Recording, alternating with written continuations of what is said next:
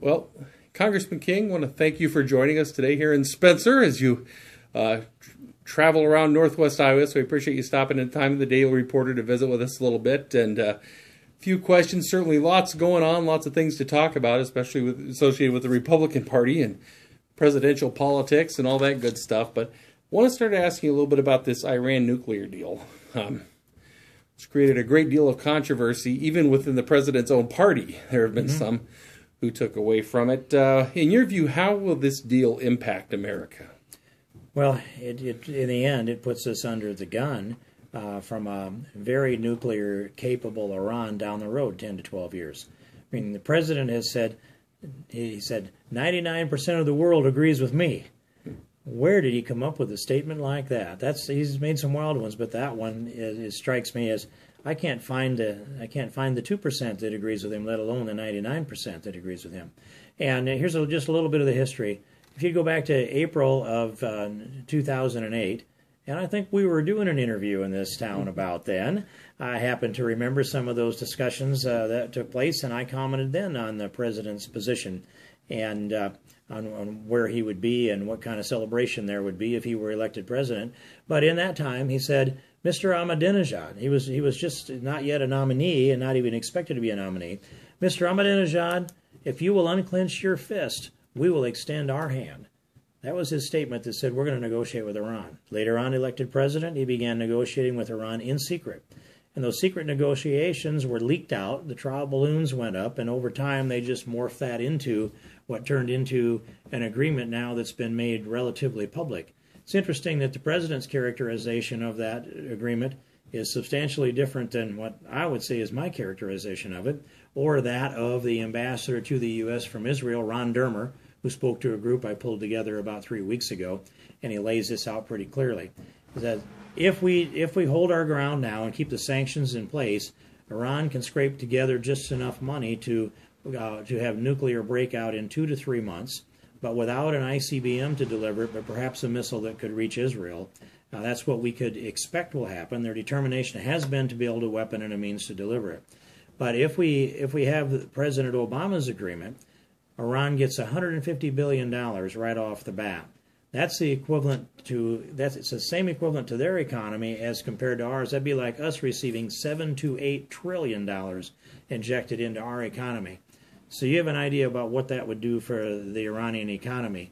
It would free up their capital and be able to let them put billions of dollars into their conventional military to build that up and build that out. Also, to be able to continue to fund Hezbollah and other terrorist organizations. Iran is a terrorist sponsoring state, after all, and we know that. And additionally, they will be able to, from day one, be able to continue and to accelerate their research and development of the next generation centrifuges. 5 years down the road, they can take up the development of ICBM missiles.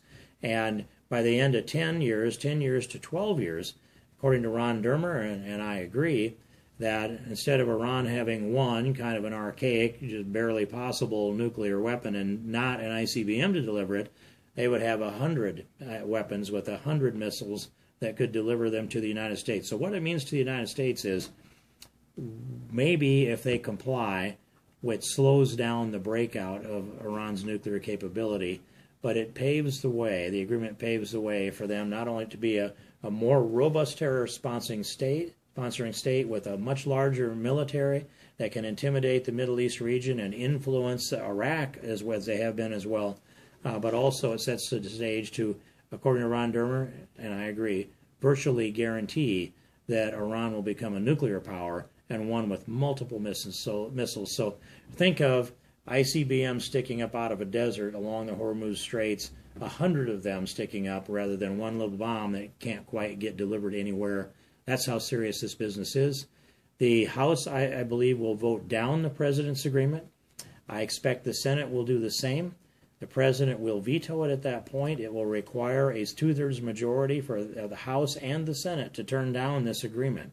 That'll be very difficult. I think the votes will be close. I think it could be within 1 or 2 or 3 votes in the House and the same in the Senate. But to get the votes to go over the top, it's a lot harder. I was encouraged to see that Chuck Schumer had announced that he's against the deal, and I saw the Democrats open up the big guns on him. which may not change his mind, but will keep some of the other Democrats from joining with Chuck Schumer. Makes our mission harder. So in the end, it means that it's significantly more likely, if we fail in Congress to block the president's Iranian agreement, then it makes it much more likely that Israel will be compelled, as a matter of survival, to conduct a military strike to take out Iran's nuclear capability sooner rather than later. And where will that put America if Israel decides to act? Are we in a situation where we're going to be in a conflict with Israel then, based on our president's decision? I don't think we'd be in a conflict with Israel, but the question is, would the President of the United States support an Israeli operation to take out a nuclear capability of Iran? That's an open question, and I'm skeptical as to whether he would step up. If it's me making that call, I'm going to support Israel. But there have been many things the President has done that's undermined Israel since he came to office, and I think most people think that he would not cooperate with it, and he's likely, in being non-supportive, puts Israel in a very precarious situation in the Middle East. But their very survival is at stake. It's a tough decision.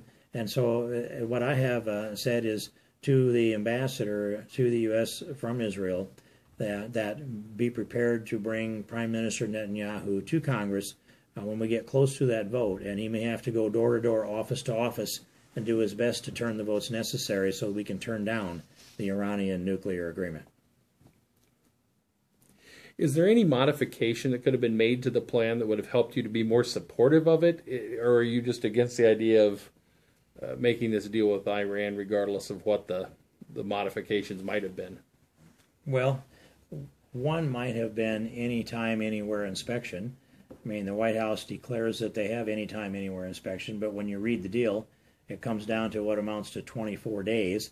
And then if they turn down our request to inspect, then you go through the litigation process that adds even more days to it yet. That can be stretched out for all the days they need to reach nuclear breakout before we could go in and inspect. So we don't have any time, anywhere inspection. That's one of those pieces that would have been helpful.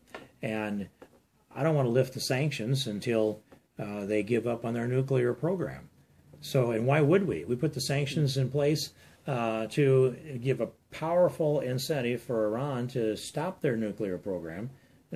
Obviously, they're in this business to build a weapon, not to generate electricity. But that doesn't happen. And in the agreement, it allows them to develop their next generation centrifuges. I wouldn't have any of that going on. They don't need centrifuges unless they're developing weaponry. And so piece after piece of this, the things that are wrong, it seems as though President Obama has said, what do you want? What do I have to do to get a deal? Well, here's $150 billion, and go ahead and develop your centrifuges and develop your ICBMs, and we'll ask you if we want to come inspect to see if you're complying. And if you say no, then we'll petition later on and take our sweet time. Here's what I think it comes down to. I think it might be a kind of agreement that will allow President Obama to say that he has delayed the nuclear breakout of Iran through this negotiation. And that could be true. But the bargain for that is putting all that capital into Iran's economy, lifting the sanctions, and then seeing that they're going to develop a much bigger, a much more sophisticated nuclear capability. So no, there's not much that in this agreement that could be put in that would change my mind on it. And I think that Republicans in Congress are, if not unanimous, nearly unanimous in opposition, and there are many Democrats as well. Iowa State Fair going on this week, of course, you're well aware of that. Fair's been conducting a very unscientific poll regarding the presidential candidates in both party. Regards for the Republican Party, there are two candidates that consistently, day in and day out, if you've been looking at this at all, who've been at the top of this poll. The first has been Donald Trump. He's had high 20% range rankings, and then Dr. Ben Carson has been in the low 20%, and then it's a distant to the third, fourth, fifth, and the rest of the field. Why do you think these two men are resonating with Iowa voters right now? Well, one thing they have in common is they're outsiders. They're outside Washington. They're not part of Washington. I think Carly Fiorina's numbers have been fairly high too. She'd be another outsider. So I think the public is fed up with all the posturing in Washington, and that helps them get traction. But Ben Carson had a good close in the debate here a little over a week ago, and when he stipulated the things that he has done that no one else has done, is everybody had to say what made them unique. Well, here are a few things that make me unique then, and that being one of them being a brain surgeon. And what I say of Carson is, you wouldn't think that a brain surgeon have to be that cerebral, but people do respect his intelligence and the thoughtfulness that he brings to the debate. He's not flamboyant. He's not emotional. He doesn't seem to get people to rise to their feet and stomp the floor, but he's very, very thoughtful. And so that's been part of the resonation that comes with Ben Carson. And then with Donald Trump, he's a completely different personality. Ben Carson's low-key and cerebral and thoughtful, and Donald Trump is about as high a profile person as we have ever seen. And when he walks into a room, there's an energy that comes into the room with him. He's attracted a lot of people and lit this campaign up. And I think Donald Trump has tapped into just the coalition of the fed up. There are a lot of fed up Americans, and especially fed up Iowans.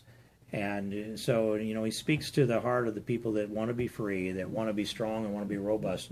And he has also put some of the swagger back in our step. As we've watched as some of our presidents in the past and some of their secretaries of state and others have gone around and apologized sometimes to entire continents for the functions of America. President Obama is probably the most apologetic president we've ever had. And Jimmy Carter he began that trend, I think, but Bill Clinton also went around and apologized around the world. And I thought those things were disgraceful to do. I don't think you genuflect to a prince in Saudi Arabia or the emperor of Japan or anyone else for that matter. You're the president of the United States. And so we want that respect back. And Donald Trump commands a lot of that respect. And when they've criticized him for the non-political correct statements he's made, and I appreciate anybody that gives me a little help in that category of not speaking politically correctly. When they criticized him for that, people thought that his campaign was over, and instead he got stronger. And he went to the home states of the people that criticized him and took the topic on directly. And I think more than the substance that he has laid out, the spirit that he's brought to this is what's brought people behind him. So the coalition of the fed up, and also for Donald Trump, putting the swagger back into our step a little bit. And I'd say that, we ought not put our nose in the air, but it's okay to puff our chest out just a little bit. Immigration's always been a matter of importance to you personally. Mm-hmm. Donald Trump recently outlined his plan to deal with it. Other candidates have provided similar ideas on how they would handle the immigration issue that continues to be top, front, and center in most of the political discussions. Is there a presidential candidate who's talked about a plan so far that kind of resonates with the ideas that you have regarding immigration reform? Well, I read the Trump proposal that came out, I believe, on this past Sunday, and I recognized much of what was in it. And in one place or another, I've introduced legislation, brought an amendment, authored legislation that reflected a good number of the principles that he had in his immigration plan. So I support that plan, and I can say that if I have to take it all as a package or none of it, I like all of it as a package under those conditions. The most controversial component was the ban on birthright citizenship, the automatic citizenship that's conferred upon a baby just by virtue of being born on U.S. soil. And that's I have drafted that legislation and introduced it the last 2 or 3 Congresses. We held a hearing on it a couple of months ago, and it's had in the past a good, strong list of supporters, co-sponsors for it. So I'm glad he brought that topic up, but he was criticized because they thought that was the place that he was the most vulnerable. And instead, he seems to be getting stronger there, too, on the birthright citizenship ban. So there's really only one developed nation other than the United States that confers automatic citizenship for a baby born, and that's Canada. Other than that, the United States is the only developed country that does that. We need to put an end to it. Donald Trump sees that, as do, I think, a number of the other candidates. We'll see where they stand in the next few days. But I encourage and support that position. I've long been for building not just a wall, but a fence, a wall, and a fence on our southern border. I've laid out the economics of that. I've designed and engineered the wall. I carry the forms around. I carry the plans, not the forms. It's going to be precast, but I carry the plans around in my briefcase in case anybody wonders what I'm thinking about there. So I like to build a fence, a wall, and a fence. Fences don't have prosecutorial discretion, and they will keep many people out. Maybe not everyone out, but Israel built a fence, and it's been extraordinarily effective. And then we need to, of course, secure our borders, but also enforce domestic immigration law, so that when we encounter people that are unlawfully in America, we can put them back in the condition they were in before they broke the law. That's not harsh. That's not cruel. Matter of fact, it's very humane, and it helps prevent them from breaking up families by leaving their family in Mexico or Central America, or wherever it may be. I'm glad for Trump's policy. I think there are others out there that are pretty close to the same place he is. He put it in print first, and I'm glad he did. What are the three key issues you're looking at when you're sizing up the Republican presidential field? On issues, I want them to be a full-spectrum constitutional conservative that understands this balance of power, that we are a Republican form of government guaranteed in the Constitution. That would be number one. Number two, I want them to have within their bones a conviction on when life begins, when human life begins, at the moment that life begins. And for me, and I think for reasonable people, that is the moment of conception. I want to know they believe that.